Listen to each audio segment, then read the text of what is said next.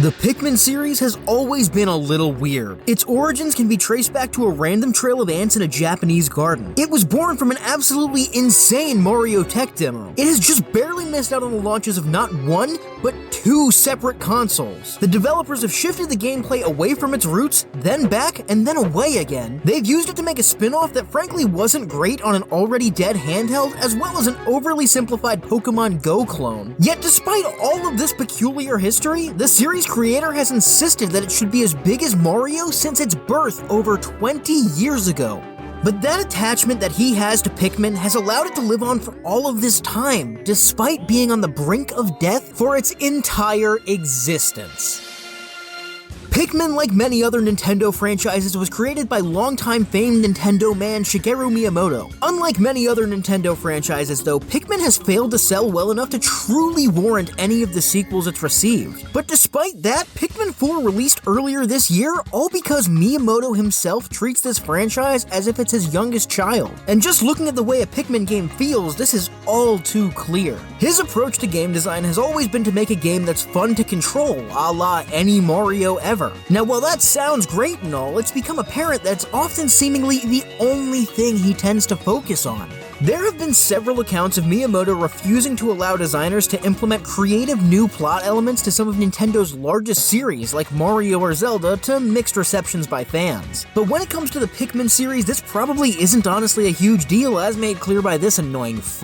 However, when the first Pikmin was in development, they had a finely crafted gameplay loop of Pikmin carrying items back to a base over a set amount of short days, with the loose plot of Spaceman crash lands on planet, and Pikmin help him gather parts to repair his ship so he can go home. Then they neglected to add anything else.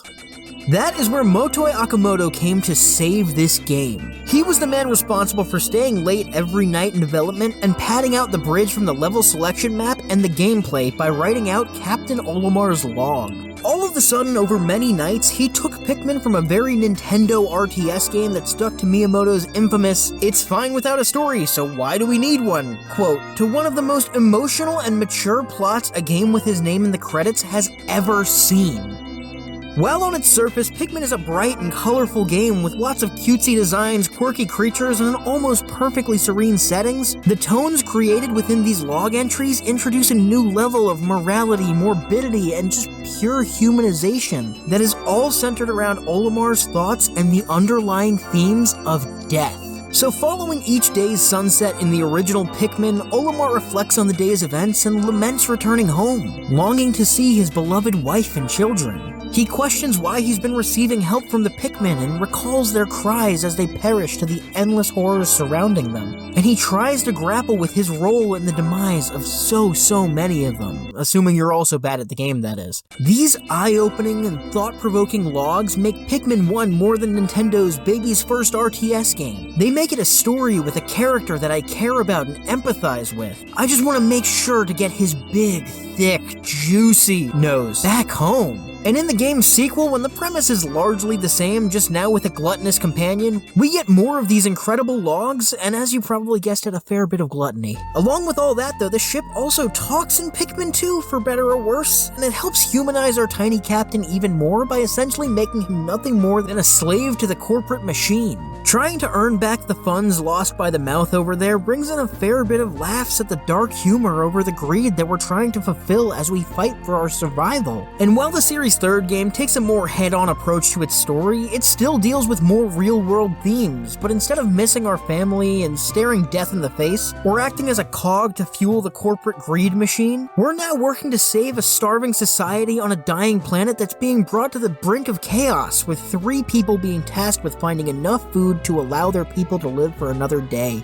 But since these are gameplay-first Shigeru Miyamoto experiences, these impactful themes never get talked about. Seriously, I just watched all the trailers and commercials for every Pikmin release to date, and it's a lot of Japanese singing over terrible gameplay, and this gem.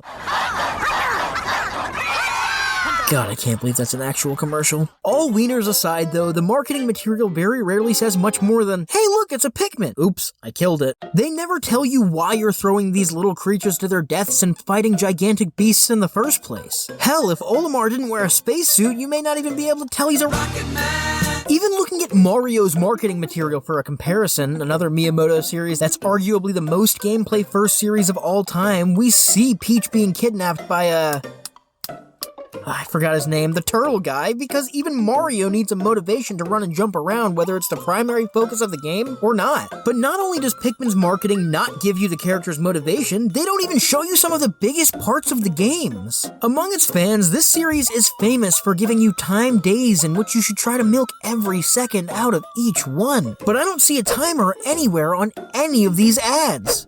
Oh wait, no, there it is. Oh, no, that's just some peanut butter. They also seem to refuse to show a single puzzle or anything that would take more than 3 brain cells to do, which is also probably not too bad because after watching all these ads, I think I've only got 2 left. Thankfully though, I am still able to understand that despite these less than stellar ad campaigns, no Pikmin game has ever sold well, despite Miyamoto believing that it should be as big as Mario. As a matter of fact, Tears of the Kingdom sold more copies in 3 days than the entire Pikmin series has in 22 years. And while Tears of the Kingdom is certainly the exception, not the rule, and that stat could change once the sales figures for 4 are made concrete, it's still mind-blowing. But get this, they actually kind of marketed Pikmin 4 a little bit better. There's still no damn timer on the screen, but hey, they actually showed off the gameplay in a manner that makes it look nice by a comparison to its predecessors, and honestly quite manageable.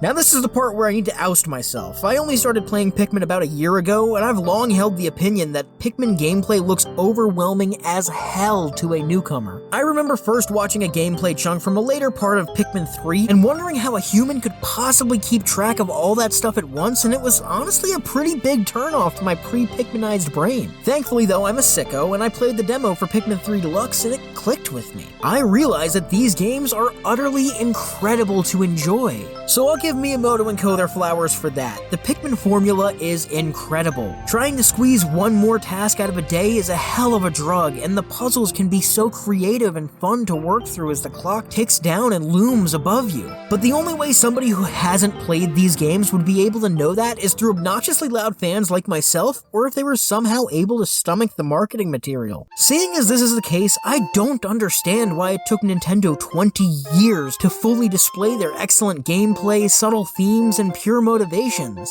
But I can hope, and it sure seems that the series is finally trending in the right direction for the better. And while it will likely never be on the same level as Mario or Zelda, I think the Pikmin games are some of the most finely crafted experiences on the market, and if Nintendo continues to highlight the most important aspects of the games, the series shouldn't be slowing down anytime soon. Now that being said, I'm stoked for Pikmin 5 in 2033. As long as Nintendo learns from their mistakes and makes another great entry, and they actually show it off to its fullest potential, they could fix Pikmin's biggest flaw. But this issue has nothing on the issues burdening a much more successful series in The Legend of Zelda, where Link himself might be holding the series back. But I don't have time to talk about that here, so you'll need to click the video on the screen now to learn all about The Legend of Zelda's Link problem.